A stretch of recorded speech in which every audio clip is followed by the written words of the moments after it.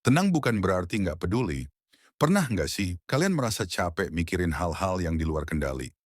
Misalnya, cuaca jelek, orang lain yang ngelakuin hal nggak sesuai ekspektasi, atau masalah yang nggak ada habisnya. Tapi apa yang bisa kita lakukan dengan hal-hal kayak gitu? Nggak banyak. Dan itulah kenapa filosofi Stoik bisa jadi jawaban. Stoikisme itu ajaran dari zaman Romawi yang ngajarin kita cara hidup tenang dan bijaksana. Salah satu prinsip utamanya, bedain mana yang bisa kita kontrol dan mana yang enggak. Misalnya, kita nggak bisa kontrol cuaca, perasaan orang lain, atau bahkan ekonomi dunia. Tapi kita bisa kontrol cara kita bereaksi terhadap hal-hal itu.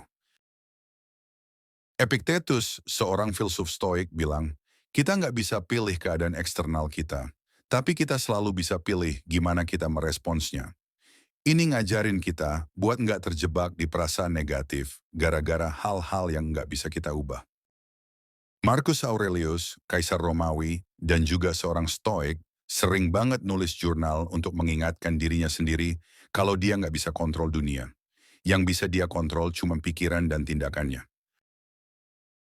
Seneca, filsuf stoik lainnya, juga pernah bilang, mengeluh itu nggak ada gunanya. Sebaliknya, dia ngajarin kita untuk lebih fokus pada apa yang bisa kita ubah dan hadapi tantangan dengan kepala dingin. Nah, stoik itu bukan tentang jadi orang yang cuek atau nggak peduli. Justru, dengan tahu apa yang bisa kita kendali, kita jadi lebih bijaksana dalam memilih respon kita tanpa terbebani perasaan atau drama yang nggak penting. Jadi ingat, tenang bukan berarti nggak peduli. Itu justru berarti kita lebih paham apa yang bisa kita atur dan apa yang nggak perlu kita risaukan.